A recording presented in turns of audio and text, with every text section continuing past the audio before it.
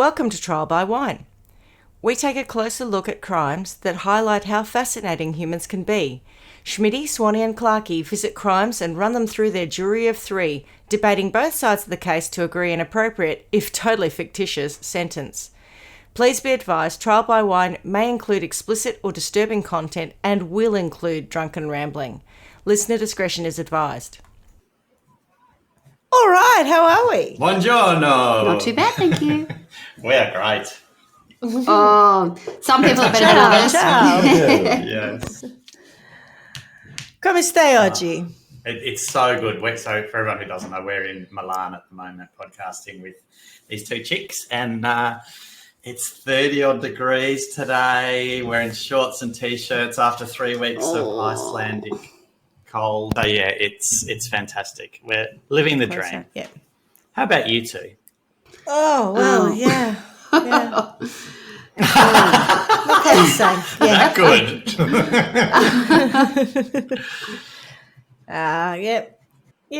Yeah. Anyway, what are we drinking? Jeepers. Well, for us, because it's only 9:15 in the morning here, we're having a Cafe Sporto, which we found out this morning is how to ask for takeaway coffee because we're in a little Airbnb. Cute as. How about you two? I'm having a Coca Zero, which is seems what I ask for every time we're in Europe. So, surprise, surprise. Coca Zero, s'il vous plaît. Nice. Well, being the only one trying to keep the game going, I am not on wine. No, surprise, surprise. But I am drinking a Whitley Neal handcrafted raspberry gin, which was given to me for, I think the hen's night, someone gave me that, and tonic with ice. So that's what I'm drinking. It does look nice. I've seen you lift it up. It looks like a long drink. Yes, it looks good. Yeah. Refreshing. It looks refreshing. Going back to how we are, I'm fine. Obviously just been working, but today I was up at 5:30 in the morning because, what's the man that I live with's name? Tony. Tony had to go to Malaysia for work. Oh, I'm tired. Malaysia? Yeah, he's gone to Malaysia for work, and so I had to drop him at the airport. Yeah, so I was up very early this morning, and then I had to finish my story. So I had a couple of hours while Mum was asleep. Then I took Mum home. Then I came back here, and then my nephew and I have been demolishing half of the bathroom and getting it ready so I can put tiles back on where I've just taken them out because I took the old bath out and we're putting a freestanding bath in, which was the wedding present. So I'm a bit on the cream crackered side, if I'm honest. Swan is already yawning, but that's how I feel on the inside. Yeah, I can imagine. Whilst you were saying that, I was thinking, my God, she's done all of that and it's only 9:20. I was like, hang on a minute. 5 it's not. It's 5:20. Yeah. Okay. Yeah. All right. Well, I'm happy to. Oh, sorry. Who are we? I'm Schmidty. I'm Swanee. And I'm Clarkey. And together we are Trial by Wine. Beautiful. Is this our first international episode? I think it is, isn't it? Absolutely is, yes. It yes. is. Just for our listeners. It is. In case I can't adjust for it, there is a slight delay between Italy, the boys and us. Swanee is a long way away from me, but somehow Malcolm Turnbull's internet is holding up on our end. So I'll crack on because I've got a story for you both. Excellent.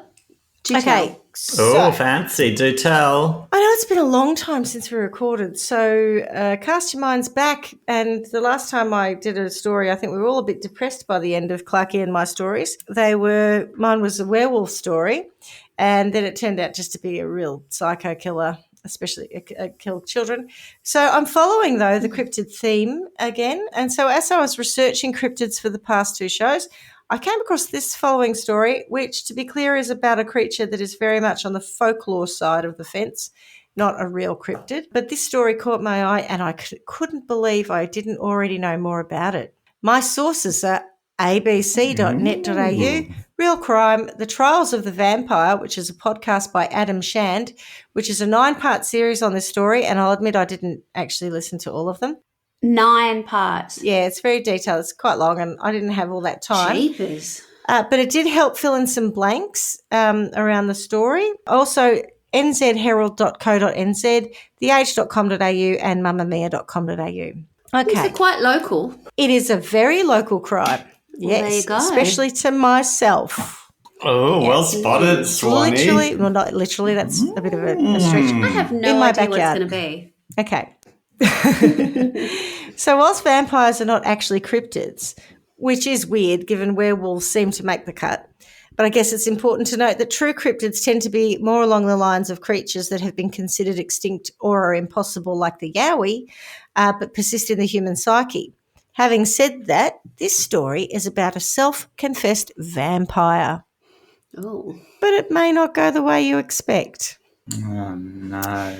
So, without further ado, Shane Maurice Murray Chartres Abbott was born in Brisbane on the 9th of October 1974. Who, sorry? Oh, no. Clearly Clarky knows who I'm talking about. Shane was born Yes, I do. so his name was, sorry, back to your question, Swanee, Shane Maurice Murray Chartres Abbott. It's spelt Abbott, but he said he pronounced it himself as Abbott. It is spelt Abbott, yeah. And so that I'm going with how he pronounced his own name. But his father, I think, called himself Chartres Abbott. They had all the hot fancy names. He came from a long line of truth stretchers, but I'll get on to it. I was going to say, what was their background? Well, they were Australian, but somewhere along the line, the grandfather, I think, liked the name of, there's a Chartres building in Collins Street. So he decided that it was a good name and he's going to take that. And I think their real name was Abbott. So he called himself Chartres Abbott, and then it was Chartres Abbott, Chartres Abbott, and then oh my word! Shane I wondered if they himself might have called had him- something. I was getting like a Caribbean something with the Maurice and whatever else. No, nothing that. They just playing fancy. No, that's right. No. So Shane Morris Abbott. Yeah, exactly. Yeah. Shane Abbott is quite different to the Shane Morris Murray Abbott, if you don't mind. Yeah. Chartres Abbott. Chartres Abbott. Yeah. Chartres Abbott. So Shane was born a city boy in Brisbane to mum Nancy and an ageing dad, William Francis, otherwise known as Frank Jr., who was nearly 60 when Shane came into the world. William, aka Frank Jr., was a man of his time, hard drinking but youthful looking, and judging by the fact that he had 9 kids to 3 women, let's assume pretty virile. An enterprising man whose father, whose name was also Francis, had taken on the name Chartres Abbott and had travelled around being a spiritual healer, reading tarot cards and other weird occult stuff that he could sell to people who were into that sort of thing. Frank Jr. ran... Also known as Truth Stretcher, as you alluded Total to truth earlier. stretcher, yeah. That's why your name doesn't really work, does it? You can't be just called Frank if that's kind of going to be your No. Yeah, you that's need a right. stage name. Frank Jr. Frank Jr. Frank Jr., yeah. He ran an introduction agency next to a pool hall in Roma Street in Brisbane. Classy. Although many described it as a thinly veiled brothel, a claim supported by reports his children would give later that they were abused by the clients. Oh. 3 of Shane's siblings are deceased, reportedly through disease, drug use and murder. 2 living siblings are in jail. 2 are homeless. 1 lives in a car near Bendigo, apparently. And another works in a brothel in Melbourne. So they've all grown up and done very well for themselves. Proud parents. In 1974... What do you want it to be when you grow Jeepers. up? I want to live in a car just outside of Bendigo. I think he's got mental health issues. 3 are dead, did you say? 3 are deceased. That's right. Whoa. Bad odds. It is, isn't it? I mean, not there's the 9, best. but still. Yeah.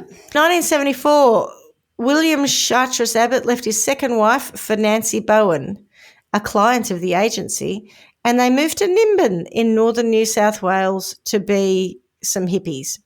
It's funny, I was just talking about Nimbin actually earlier. Yes. To be I was just thinking, I was like, They we to be just- hippies, yes. sorry, yeah. To do some hippieing stuff. They then moved to a farm near Lismore, which is also pretty hippyish. Correct. So The whole area is. Yeah. yeah, that's where my that. Family up there. uncle was. Yeah. Yeah. So childhood photos of the children are reminiscent of those in our photo albums. Sun-kissed kids, riding bikes, surrounded by animals, pets on the farm, family, sun and space. Idyllic, really. Shane was described by his mother as a sweet, caring and loving person. He taught his sister to play chess and was a devout Christian. However, at the age of 7, his parents broke up and he and his sister Joanne spent the next 10 years between the Gold Coast, where his mother had moved to, and his father's various houses around New South Wales. I can't imagine they would have been Christian if they'd gone to Thimben. Most people there are kind of, a bit I don't know alternative that and the not whole particularly family religious. were Christian. It was just like Oh. Shane really got He into was? it. Yeah, yeah. Okay. And apparently he was quite a good godmotherer. Like he was a real churchgoer. Yeah, he was really Wow. into it. When Shane was around 25, he got married, had a baby, and moved to Melbourne. Sorry, they were actually in Sydney to start with. I think I've made that all a bit of a mess. So he meets his girl, his later wife. They are in Sydney. They have a baby. Then they moved to Melbourne. And they lived for a time with his half-sister in the outer west, aka my hood. To make money, his wife worked in the sex industry, initially at the top of the town brothel off King Street, and has more recently been working in another brothel in Coburg. They'd been working in the industry in Sydney also, and I read that Shane had been in trouble with the law there, but it was nothing major. Shane tried to bring in the bucks for a time. He worked in sales, but in 2000 he was arrested for fraudulently collecting money for the Sally Army, and later that year his marriage broke up, falling into the... When you say the Sally Army, do you Salvation mean Army. Salvation Army? Yeah. Gotcha. Falling into the darker pursuits of Melbourne, he rejected Christianity, having discovered Satanism and the occult. And remember, his grandfather was an occult peddler, right? So there's a bit of this sort of theme that's been running through the family that, like it was sort of a thing that they were into, but and they were hippies in Nimbin, and I'm sure they were having crystals and what do they call them, dream catchers and all that shit. So, it's not really that surprising. Look, I used to be into crystals and not so much dream catchers, but all that other shit. I used to read the tarot and all that. So I'm not all that other shit. I ain't That's judging. so I just cute. grew out of it. Yeah. He hated city life, wanting to make enough money to get back out to clean living in the countryside. Still, money was a problem, and having seen how much dosh his wife was making in the sex industry, and in the words of Paul from a chorus line, he said, "I could do that," and thus began his career as a male escort. He also got a new girlfriend, Kathleen, who was a trainee nurse, and they moved to Reservoir. The locals say reservoir. You and I, Carla, would call it reservoir. Yeah. Why do they call it reservoir? I don't know. They just do. And if you It's just reservoir. and if It's you just reservoir. say reservoir to them, they'll cut you. So they're saying it's not a reservoir. They won't know, reservoir where you're talking about. Yeah, just say Reza, it's safer. So the locals thought he was a clean-cut night owl, a little weird for wearing a long black coat with pinstripe lining. And, Swanee, you might recall my Alberta Ferretti coat. I was thinking exactly that. And, in fact, I have two of them, I wore them an awful lot. In fact, I think I have to get one of them relined as a result. But I kind of don't have a problem with a long black coat with pinstripe lining. Vibe. Exactly. Yeah. Who knew? Oh, my sister said I was more like the bloke in the Matrix with my coat, actually. Notwithstanding Melbourne winters, he'd even wear it in summer. But otherwise, he was fairly unremarkable. To be honest, when you look at photos of him, there's something about him that reminds me of Tom Cruise in that sort of risky business era. Oh. He's just got short, sandy brown hair. He often is wearing, Ray-Ban type glasses. Like he's just like an everyman. He's not unattractive, but he's not super attractive. But he's got that vibe. Do you know what I'm talking about, Clarkie? I do. I remember him being splashed all over the front page of the Herald Sun. He does have that Tom Cruise kind of and look. this was most of the story is in the early 2000s. So he was sort of, I suppose trendy. Anyway, the neighbours didn't know he was a high-end escort servicing all genders, working out of Cloud9 Escorts in Baldwin. Like his dad, Shane had stamina and serviced around 12 clients per week. He was so sought after that some would even fly in from interstate and hire him. He was charging $300 an hour, or if you wanted him for the night, he'd give you a good flat fee of $1,000. But I also read in another source that it was about $2,000 a night, but a lot of that went to the agency.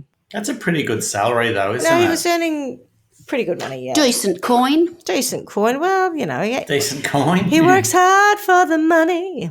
So hard for it, honey. That's right. His trade name was Simon, and it was alleged that he would not only put out in the more vanilla ways, but he also catered to people with a penchant for kink. He was said to have a kit bag including dildos, condoms, whips, ropes, and handcuffs. The usual. Specialising in kink made his work somewhat dangerous, as he'd never know whether a client was really safe or likely to go too far, which is fair enough. I think that's a considerable danger in the field. Whilst he had a particular persona for his work, Shane would tell people close to him that he was just earning enough so that he and Kathleen could get out to the country. So for him, it was a job.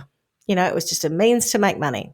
Which I think it often is. Oh, absolutely. But he wasn't, I guess what I'm trying to say is. Because they have a passion for it. I don't know. I used to teach a girl who worked in a brothel, and she swore to me that she did it because she just really enjoyed sex. But I think she was the exception to the rule if that was true. Totally, yeah. Yeah. And no, she would stop seeing some of her clients when they became too emotionally attached to her. She wasn't into it for that. She was just the definition of a hornbag.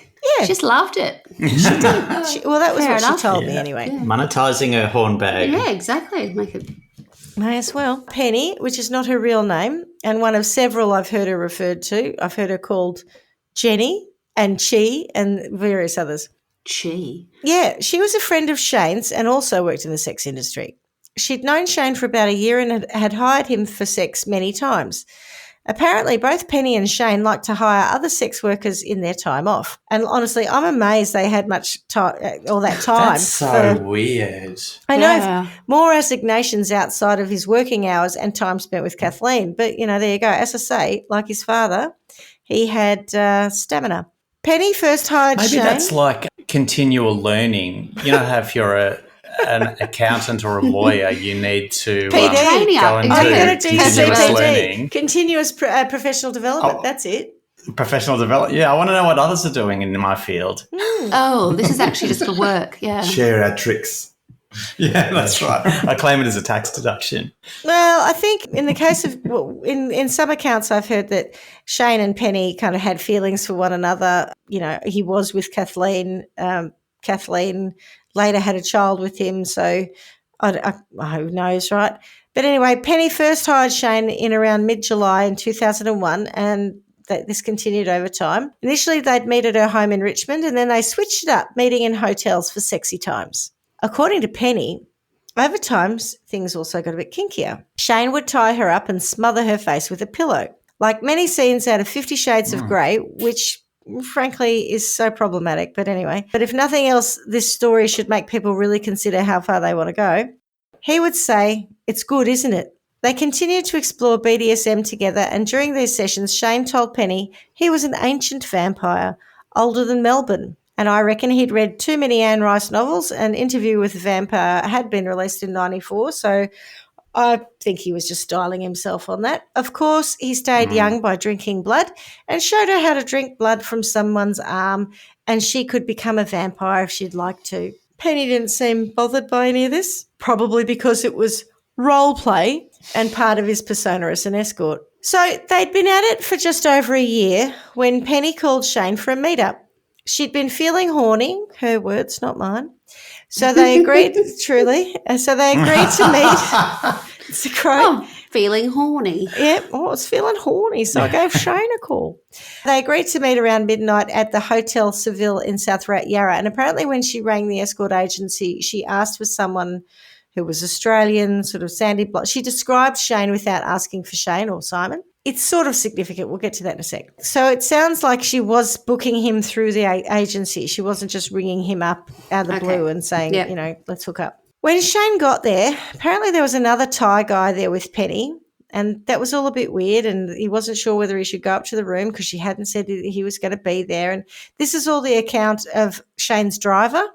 So he had a couple of guys who would drive him around, who they weren't bodyguards as such, but because the work could be dangerous, I think he felt that he needed someone else around just to make sure that they knew where he was, and they'd pick him up after his work and, whatever he's doing, and he'd often talk to them. So they were quite good intel into the insights of Shane, because he wouldn't talk to them about the ins and outs, no pun intended, of what he was doing on his job, but he would talk to them enough that they got a sense of him. Okay, so was that balls deep or just partially balls deep? No, he didn't kiss and tell. He was quite polite. So there was this guy there, and from what I heard, Adam Shand was talking about, this man was a bit unsettling, so we weren't sure whether he was threatening. Penny seemed frightened of him. The Thai man? The Thai guy, yeah. Penny was Thai also. Yeah. Right. So we weren't really sure, it was all a bit weird. But anyway, Shane gets there. They drank some wine. They had to borrow the hotel bottle opener, one of those with the corkscrew, a blade, and the cap top thing. So it's a Like a flick knife? waiter's friend, I think they're called, or a wine key. Yeah. And it was never found again. And I couldn't believe this. It was the only one that the hotel had. So it was noticed that it went missing after this. Yes. And apparently, I did get a giggle out of this. They had to ring down and ask for this bottle opener. And the guy went up and gave it to them and then took it back because it's the only one they had. And this is like 2 a.m. or something. And then after they drank that bottle of wine, they needed it again. And the guy said, look, just hang on to it, right? And so then the next morning next day when the manager was around, he was looking for the bottle opener, which had been sent up to that room. And apparently Penny was remarked to have said something like, oh, I think we'll stay in a better hotel next time. The account is a bit mixed between various, it's like Penny's version of events and Shane's version of events. So they definitely did a bit of chatting for a lot of the time. Pretty sure I think they had sex, and it's sort of weird that I'm saying I think they had sex, but Penny fell asleep and Shane left, and that was at about 5 o'clock in the morning. He later said that she hadn't been herself, saying that he felt she was caught up in she said she was caught up in some sort of debt, and it was something to do with the casino and something to do with some Thai people, and I think that is the connection to the sort of strange man from earlier. And at one point in the evening, she said to Shane, look, you really shouldn't be here. You should go. And he said, why? And she said, because you're being set up. Someone's going to come here tonight and they're going to film a snuff film and you're going to be the lead actor. And so the feature.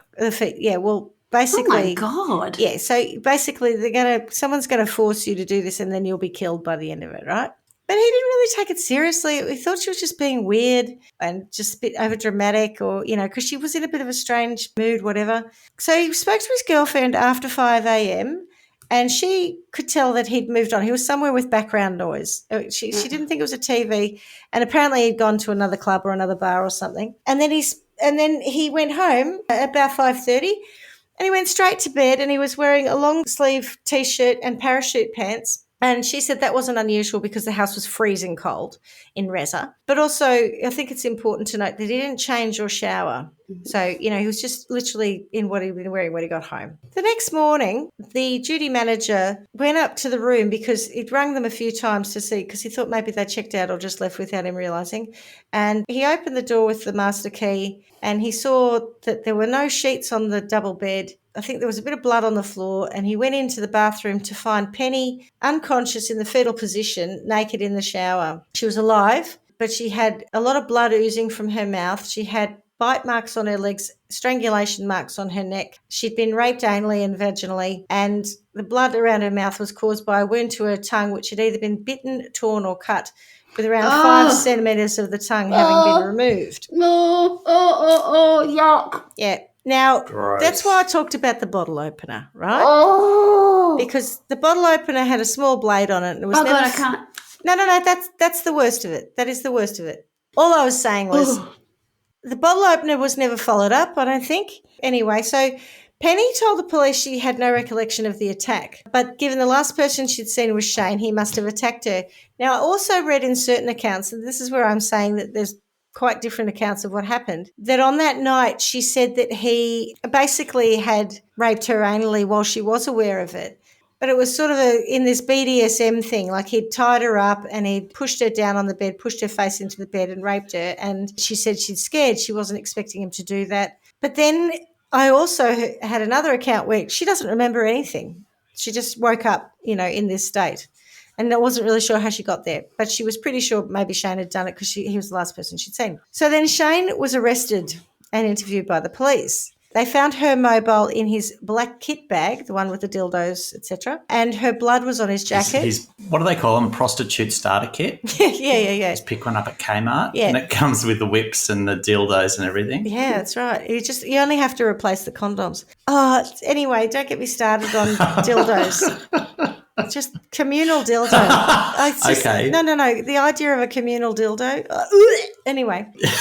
Sorry, no. There's no amount of cleaning solutions. Are you talking about Shane now? I'm talking about him taking that around to various people. Like, no, thank you. I'm sure he had really great, hygiene at home. He had, like, in the barbers, they've got that blue liquid that they put the brushes in. He's got a massive blue-filled vase just out, like, for everyone to see. Sanitizer. That's the sort of stuff that just makes me gross out. Anyway, so now Shane was charged with 2 counts of rape. He said that the evidence on his jacket and the phone were planted by the police, that he had never attacked her, that none of this, someone else must have attacked her after he'd left the room, because none of this had happened when he was there. He was just a lover.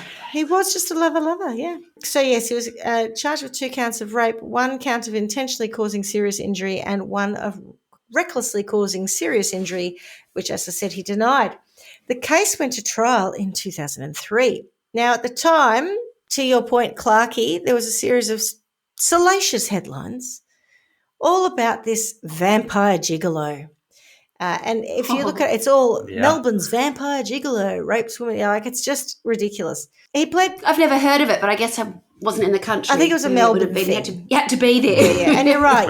You weren't here. No, I wasn't here either. No, you weren't. But somehow I did sort of know about this. Anyway.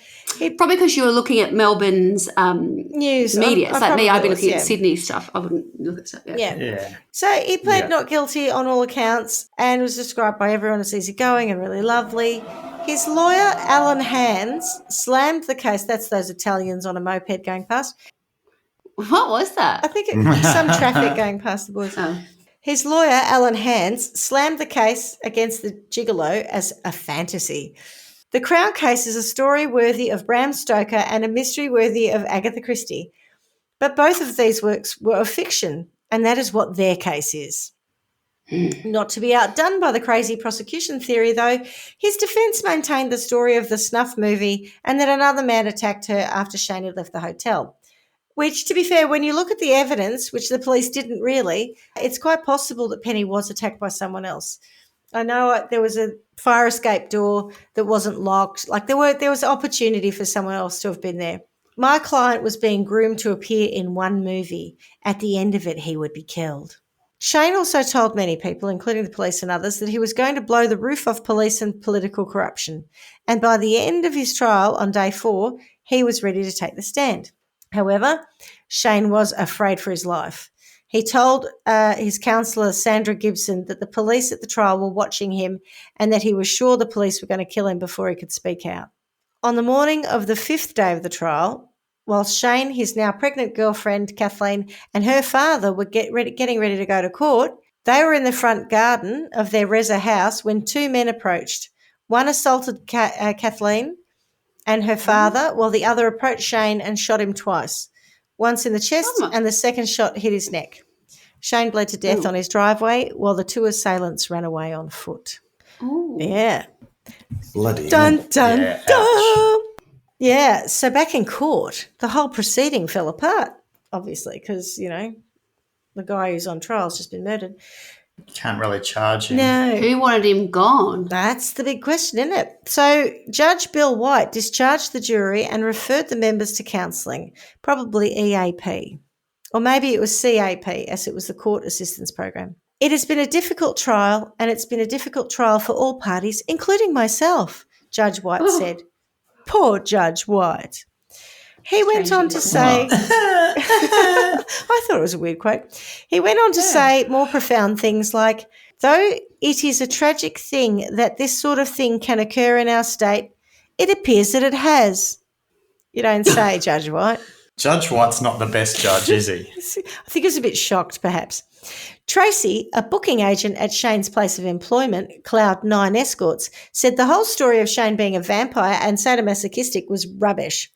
Quite frankly, what he was a normal, outgoing, friendly young man who enjoyed life's experiences, she said. She went on to say he was a consummate professional who was popular with all of his clients. He'd been looking forward to getting off the rape charges. He denied it and was looking forward to getting back to his normal life. I don't know who would want him dead. So who did want Shane dead? Well, who indeed?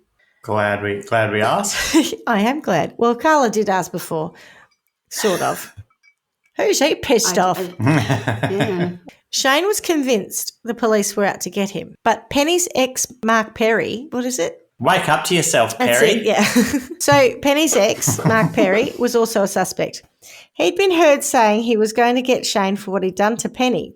This was reported to Crime Stoppers by someone who'd witnessed it, but of course it was never followed up. Mark Perry was a drug dealer connected to various gangland criminals, and when he got wind that he was a suspect, he did a runner, or rather, went on the lam. Oh. Yeah.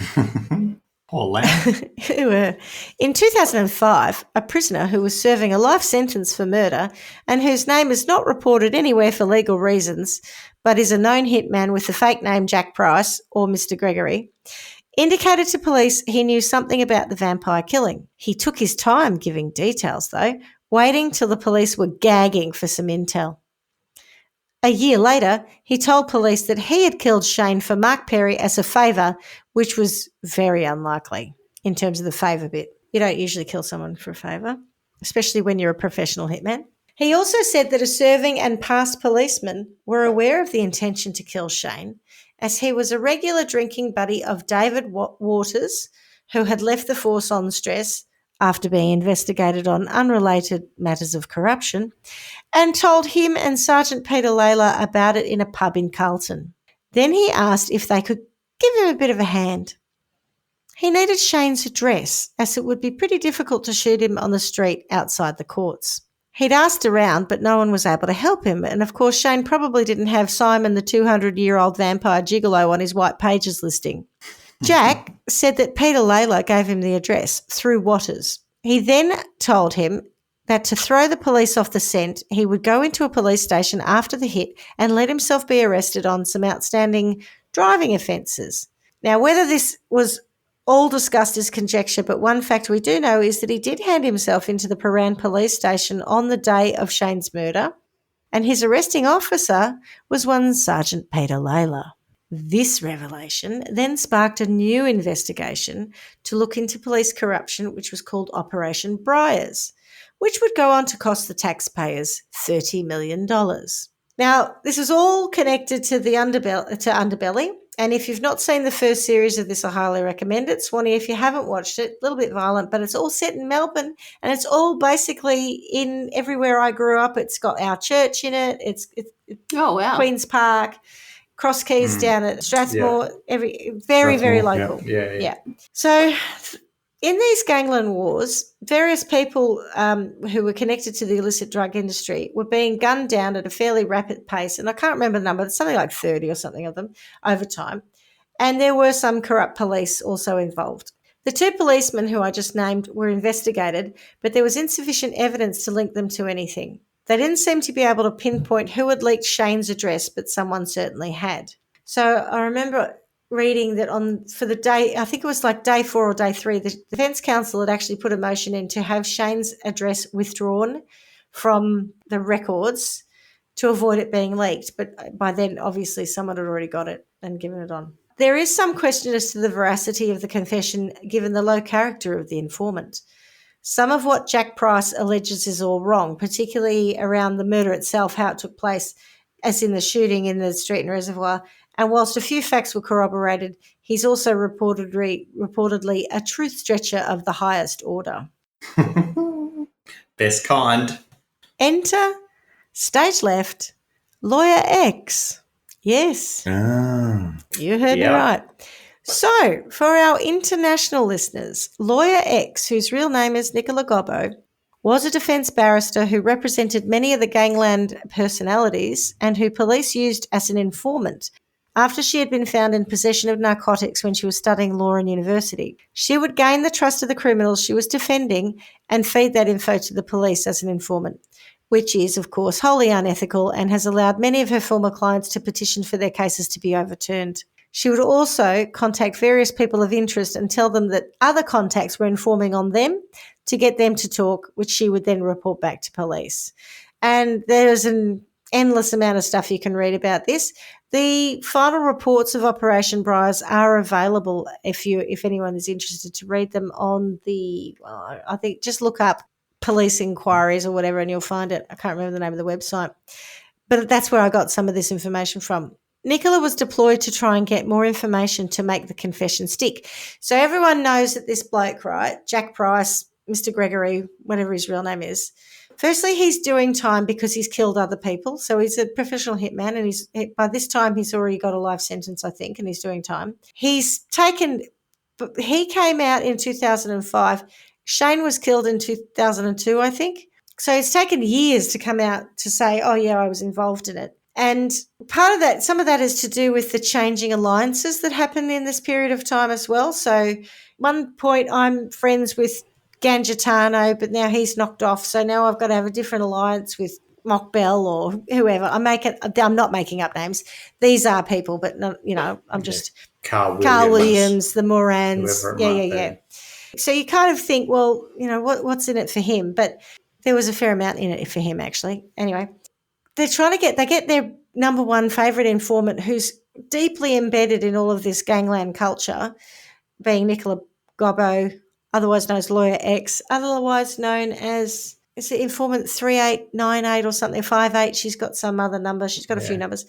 So dirty girl. The police used her to help them fit this story up so that they could solve the crime, while the hitman was given a series of incentives to get the story right, even though he'd made these errors. And the errors he made kind of makes reasonable people doubt that actually what he was saying was quite true. Some of those things were like tax breaks, and it wasn't so much about getting time off serve, but there was a whole series of things that he asked for and made demands, and he was really eking it out and giving them bits of pieces of information at a time, because he knew he kind of had them in over a barrel. Because when this first happened, no one in Reza had seen, there were no witnesses. There was just no evidence. There was nothing to go on to try and find these two hitmen who had killed, apart from Kathleen seeing them. But, I think one of them knocked her over and then punched the dad up. You could imagine it was a pretty fast and furious kind of attack. The investigation, as I said, completely stalled. So they were basically busting to get some information, and they really wanted to close this case and close it out because they were in damage control with this whole corruption piece as well. Yeah, and also at the time there was all, as you said, the gangland warfare, and so to actually be able to close out cases quickly, I think, was important, because those killings were happening in public places, at footy grounds, and the kids football. What's it called? Little League. No, it was the Auskick. That's it. Down behind the cross keys, two of them were shot in a car in front of the children. Yeah, I was drinking at a pub in Brunswick 2 nights before the double murder in that pub. It's pretty rough. Was that Lewis Moran? I think he was killed in Brunswick. Yeah, and Carla Lewis Moran. They just walked in 5 o'clock in the afternoon and just shot 2 people and then walked out in the bar. Yeah, Lewis Moran and one of his. It was pretty brazen. One of his bodyguards or friends or minions. But so Swanee, the Morans and the Williams originally kind of worked together, but then they got into a feud. One of Carl Williams's guys would knock off a Moran, and then there'd be a retaliation killing, and it just went on and on and on. It's all very mobstery, but yet happening in downtown Melbourne. It was all very weird. Anyway. Does that continue to happen, or is it all? No. Well, actually, we just had a murder in Melbourne 2 nights ago in South Yarra, which does have underworld connections apparently, but I've got no further information as to whether it's the same gangland type thing or a new gang. Yep. Could be new ones. And it's happening in Sydney at the moment now. Oh, yeah. It's not going to. Sydney's got a good history of it too. 4 years after the confession, Mark Perry. Wake up to yourself, Perry. The ex-boyfriend. Evangelius Goosis, otherwise known as Ange Goosis, and Warren Shea. Evangelius Goosis. Yes, it was Penny's ex-boyfriend. Were arrested and charged for organising the murder. Mark Perry had been hiding out in WA, but was found in 2013 and extradited to Victoria to stand trial. Nicola had meetings with Ange Goosis and also tried to get info out of the ex-cop Waters, but he was hip to her pretty early on, knowing that he was the subject of an investigation under Operation Briars, so he didn't fall for it. That's what I was going to say, right? So the Task Force Purana was the task force set up to basically investigate all these related murders to do with the gangland stuff. And the gangland stuff. Operation Briars, the reason Operation Briars sort of investigated Shane's murder was because it was very much about the police corruption angle of it. So some people at the time argued that it should have just fallen into Task Force Piranha and should have just stayed there. But there was this whole, like Simon Overland was the police commissioner at the time. He'd taken over from Christine Nixon. And he was, very keen to make this all sort of clean this all up. And so that's why this Operation Briars came through. There was a statement from Nicola that Goosis had confessed to being involved, but it was never entered into evidence. And later she said it had been added to a statement and she'd never said it. So you start to see this picture of the informant giving unreliable information or people doctoring statements that the informant is alleged to have made. You've got a hitman who's in jail who's just having a wonderful time gaming the system basically and saying, yeah, I did it. And then you've got these corrupt policemen out there saying nothing to see here. We might be a bit dodgy, but nothing to see here. So it's really difficult to get to a point of kind of saying we can pinpoint what really happened here. The prosecution alleged that the three, being Goosis, Perry and Shay, had organised the hit on Shane as a revenge for what he had done to Penny. But the defence rolled out their star witness, who was the actual hitman, Jack Price, in the dock and said, no, I did it. It was a favour. I did it. So, unsurprisingly, all three were acquitted of the charge of murder and manslaughter because basically it was all based on the confession of a man who was a massive truth stretcher and the complete and total lack of actual evidence beyond his confession and basically some gossip mongering from Lawyer X. So much reasonable doubt. You couldn't convict them. You really couldn't. So interestingly, Ange Goosis was and still is doing time when the trial was on for murdering Lewis Moran of all people in Brunswick. So in the pub you were drinking it, yeah. Although he denies this, and that's a whole other story related to another very dangerous person. Yeah. Yes. Jack Price was convicted of the murder in a subsequent hearing, which I can find no evidence of. Also in the police statements, he's, as I said, called Mr. Gregory. And I think because he's got a made-up name and I don't know who he really is, it's pretty difficult to look for made-up name, I don't know who he is versus the Crown. So this is another case with no real conclusion as to who done it. We're left with not knowing if Shane attacked Penny, but I don't think he did. The cutting of her tongue to me was symbolic of a warning to not talk. All right. In my mind, that's very intimate and it's very violent, and it could be related to the money that she owed to someone else. Like it could have just been someone deciding to have a crack at her. Is she still around now? But I don't know who she is because she's been protected with anonymity as well. Some people she declines to interview. To give interviews on anything. All the media reports paint Shane as some sort of weirdo who thought he was a vampire, which is obviously why he, and by the way, Wiggers, come up in a search for vampire crimes.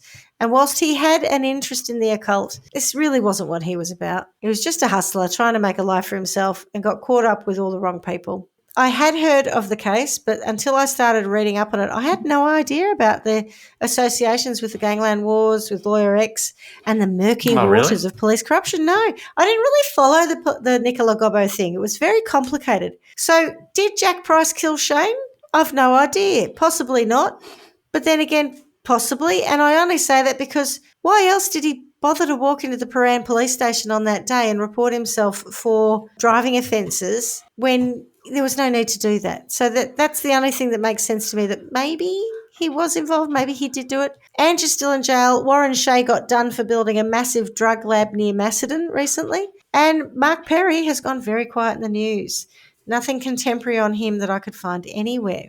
So this was a rabbit hole of a case of the highest order, and I've left a shed ton out because otherwise I'd be here all night, and I am very conscious of the boys wanting to go out and have some lovely time in Milan. But if this has piqued your interest, I highly recommend Adam Shan's podcast. Over to you guys. It is actually something that you could do a whole forever. Series on that whole gangland stuff at the time. Yeah, it's too very, complex. very complex. Yeah. So I started this whole thing, right, going, ha, ha, ha, vampire, lighthearted, ha, ha, ha. And then the next thing I know, I'm in the middle of Underbelly. It's bizarre. Yeah, exactly right. So this was early 2000s. Tilly, when did the Nicola Gobbo thing come out? When was that? Mid-2000s or? I think it was about 2018, I reckon. Okay. Might have done. It was much later. Yeah. So there was a lot of investigation, and I think the investigation might have started in possibly 2014, as in the reports of it. So there was stuff coming out then, and then it stopped for, I don't know, I think 4 or 5 years or something from my recollection. But I think, Schmidty, to your point, it was based on things that happened in that gangland warfare where there were just, when investigative journalists went looking, they came up against a wall that didn't make any sense, or, heard a rumour of something that they couldn't find anything more on. And so it took a long time for them to start to join the dots and go, something is really going on here. And I think that connection was made in possibly 2014 from memory. 30th of November 2020. There you go. 2020 she was first revealed. Get out of town. But I reckon it. That would be in the middle that's in the middle of COVID or the beginning of COVID. Well, just. Oh no! After COVID. So but the scandal came out at least 12 months before that. I reckon they didn't name her for quite some time. Right. So it was just Lawyer X for a long time, and then we all knew it was Nicola Gobbo. Well, we certainly knew it was Nicola Gobbo from when it was first Lawyer X, but it took a while for that to come out publicly, because I think there was a lot of legal suppression, so you couldn't say anything about who it was in the media, because there was a whole lot of talk about her potentially getting killed either by the police / legal fraternity or by some of her clients who she'd done the dirty on. So they couldn't say a thing, and then she left the country, and now she's hiding somewhere and threatening to sue the government again. She's out of money. Yeah, so there was a lot of media coverage in 2018 and 19, but you're right, her identity was subject to a suppression order. She was called Informer 3838 or Lawyer X or EF at that time. Yeah. And then in December 2018, Dan Andrews, the Premier, ordered the Royal Commission into the management of police informants. Right. And it was after that. In 2020 is when she was named. How did she become? What's the drug connection? What happened? When she was at university. How did she become an informant? When she was at uni. So she's from a very well-connected family, right? They're all in the law profession, whatever. So she's 100%. So she was always going to be big in the legal world. So she was found with drugs at uni. Yeah. And twice, I think. Rather than that come out. Not just for herself. Yeah, I think you might be right, but.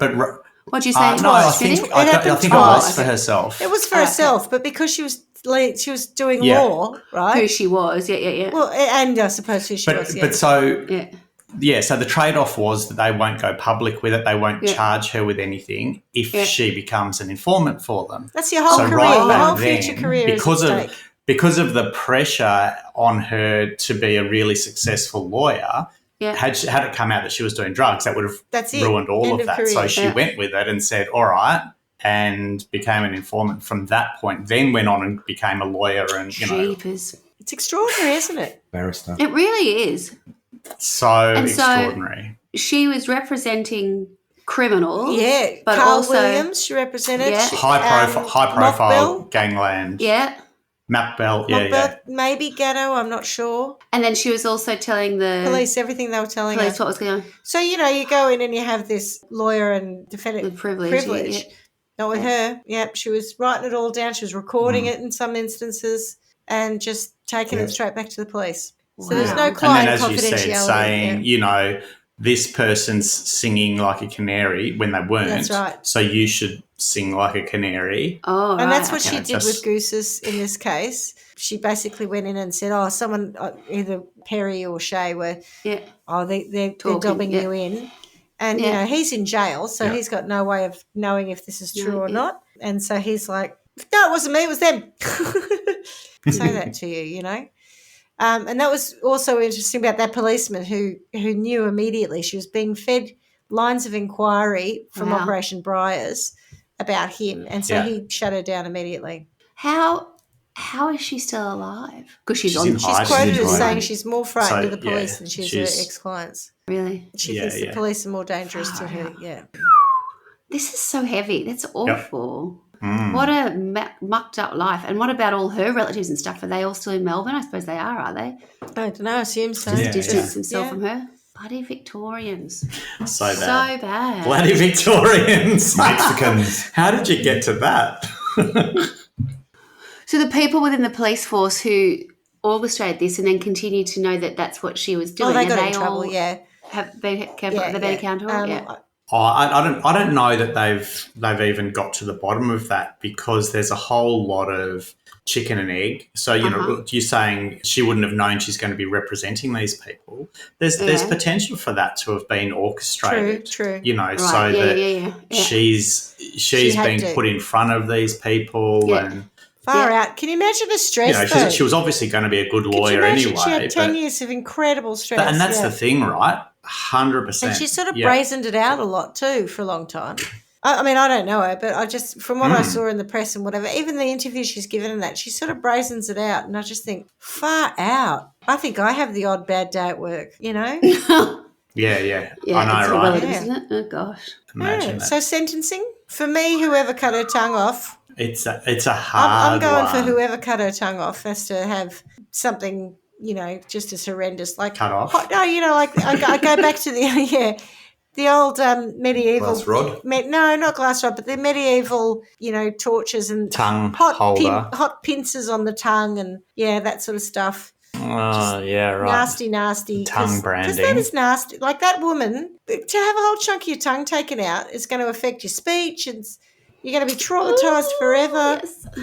You know, and whatever it is that they felt that she did to deserve that, she didn't. So I'm all right with them whoever they are, you know, getting some real serious retribution on that. I think this is the hard thing with the sentencing for it. Who actually did? You know, who do you hold accountable for it? Because, you know, people died, people got. Yeah, I can't name them. But who is that? It's hard. But whoever thought it was a brilliant idea to make a mockery of the justice system by putting a person in a position where they had to inform and break client privilege, regardless of who they were defending, because, you know, they could have been defending someone who actually was innocent. And the flip side of it is, Swanee, particularly, that because of the people that she effectively broke the law about because she did this, they have the right to then have to have another day in court to determine whether or not those trials should be overturned. Correct, yeah. So you could end up with these people back on the streets who shouldn't be, because they were running around killing each other. It's very complicated, I know. Misrepresented. Well, you could go to the Carl Williams and get a bike seat out. Oh, God, I don't know what you're about to say, but I don't think you want to know. Well, Carl Williams was one of these monsters. Yeah. And he went to jail, and he was murdered in jail by another inmate who beat him to death. Oh. Not the bike seat, but part of the bike in the bike gym. seat off the gym. Oh, gosh. Yeah, the pole that holds the seat on, because they're quite resourceful in jail. Just bringing it back to Shane Chartres Abbott. Abbott. It's almost like a case of the boy who cried wolf. And I think that because if he's running around saying, I'm going to expose this, or I'm going to bring this all to light, potentially he did know the whole scandal that was about to come out, or, you know, it was going to come out years later. Potentially he didn't. If he's talking about something less sinister than what was going on, he's been killed for it. That's pretty rough. But if he is actually threatening to bring it to light, it's a bad defence strategy to think you're going to get off. Yeah, maybe you shouldn't have said anything until you had your day in court to say whatever you needed to say. Either say it. Don't go around saying I'm going to say it. But don't threaten to. Let that be a lesson. Yeah, because, you know, there was something very big going on. And let's face it, whilst it was sort of towards the tail end, that was happening all the time. So it's not like it was a surprise outcome. Absolutely. No, that was a little bit naive, wasn't it? And so him saying he's worried about his life was, you know, and I know we sound legit, like we're victim blaming, but yeah, he did put a target on himself. Yeah, I find the whole thing utterly terrifying. Yeah. No, I know, but it's also really because yeah, because it does involve, you know, the legal fraternity and the police, and at, the very root of it, it's powers that you should be able to trust. Yeah. Oh my God, let alone all the, if I look at that as two separate entities versus underworld figures, and then you would go, oh, actually everyone's in cahoots together. I find that terrifying. That's worse. It really is. It's like I don't, then there's no. It's bad, isn't it? It's who are the good guys? If the good guys are the bad guys. Everybody's a bad guy. Correct. It's very, very unnerving to think that, it feels like it should happen in a movie, not in Australian society. And to know that it has is very, very. Well, just like the judge said, it's been a difficult trial, and it's been a difficult trial for all parties, including myself. Oh, me. Yeah. Because I could have been linked to this. I wonder too about the snuff film, right? So if, let's say he did know about what was going on, it's a very good way of getting rid of someone like that to go, there's because now that he knows, we might as well make some money out of it. And therefore let's set him up. Yeah. Well, I think more so let's just do it as a snuff film so that it'll kill two birds with one stone. The blame somewhere in that. Yeah. No one will suspect the legal fraternity for that because it's a snuff film, and so it's got something to do with the porn industry or whatever it might be. The other they're pretty clever group of people who we've talked about on many occasions, the bloody media. Because this story. When you first, the countless articles you read on it are nothing more than Melbourne's vampire gigolo, and he was really into the occult, and he was, and he had a kit bag with dildos and handcuffs. It's like this whole salacious storytelling. Yeah, and then it sort of all fizzled out because that wasn't where the story was, and that's why Adam Shand has done an exceptionally good job of really investigating this to point out that that's not where the story is. So you're going to sentence, going to do anything, or you don't have to. I know you're in holiday mode. I think, again, hard to find who to sentence. I do think that if you've got a threat to make about the people who are coming after you, perhaps don't sing it to the media. So, coming back to Shane, he probably didn't play that well. I wouldn't want to. Well, you can say that, but I wouldn't want to sentence him for it because he. Well, I think that probably more so. If there's a lesson to learn from his perspective, that's it. But they call it a public service announcement. If you find yourself in this situation... so if you do find yourself in that situation, listeners, don't do just keep your lips, loose lips sink ships and get your shot. Yeah. Yeah, or maybe find another way of subtly, dealing with it. But that wasn't under oath. Yeah. I agree with you about the tongue slasher. That they need something pretty. I hate that whole, retribution. I mean that's the way. Approach. That's what I have read into it. It might not have been, but yeah. Yeah, and to Jack Price, just be better, mate. You are a shit bloke, whether you murdered him or not. Hitmen, like what the fuck? It's a job. Go and get a real job. Can't you find a more dignified way of earning a living? Like apparently you could earn up to $200,000 for a hit. So it's good money. I'm not wanting you to sell me the benefits of it or the positives. I think it's a shit job. I didn't like outbounding when I was at Foxtel, and I threatened to quit that job because I didn't like it. If someone said, "Hi, we've got a job as a hitman for you," thanks. Thank you, but no, thank you. Look, I've given it no, some consideration. I'm going to pass on that. But no, yeah, it's not right for me at this point of my career. All right, Swanee, are you just too traumatised? I'm too scared to say anything, to be honest.